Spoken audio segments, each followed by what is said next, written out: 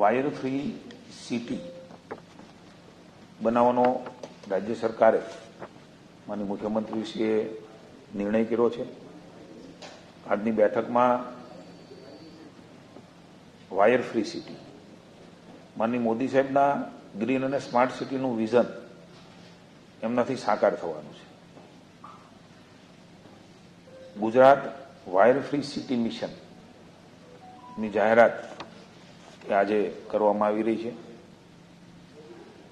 Overhead વીજ વિતરણ network સંપૂર્ણપણે અંડરગ્રાઉન્ડ એટલે કે ભૂમિગત કેબલ નેટવર્ક એ રૂપાંતરિત કરવામાં આવશે.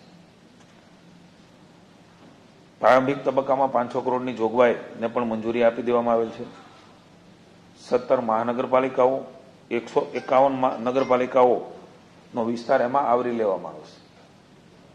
2030 સુધીમાં રાજ્યના તમામ શહેરી વિસ્તારોને તબક્કાવાર વાયર ફ્રી સિટી તરીકે વિકસાવવાનો નિર્ણય એ કરવામાં આવ્યો છે. કુલ 14,600 circuit kilometre high tension overhead network તથા 31,400 સર્કિટ કિલોમીટર લો ટેન્શન ઓવરહેડ નેટવર્કને પણ તબક્કાવાર ભૂમિગત કરવામાં આવશે. પ્રથમ તબક્કામાં 11 કેવી ઓવરહેડ લાઇનોને પણ અને ત્યારબાદ લો ટેન્શન લાઇનોને ભૂમિગત કેબલમાં રૂપાંતરિત કરાશે. આ નિર્ણયથી ખાસ કરીને કુદરતી આફતો, વાયર તૂટવા, શોર્ટ સર્કિટથી થતી દુર્ઘટનાઓ અટકશે અને જનજીવન વધારે સુરક્ષિત બનશે. ટેકનિકલ ફોલ્ટ પણ ઘટશે.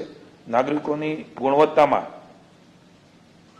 ગુણવત્તાયુક્ત અને અવરોધ વિનાની વીજળી એ મળશે. મને એવું લાગે છે કે Gujarat wire free city mission એ માત્ર વીજ લાઇનોને બદલાવાનો પ્રોજેક્ટ નથી, પરંતુ 21મી સદીના સ્માર્ટ અને સેફ ગુજરાત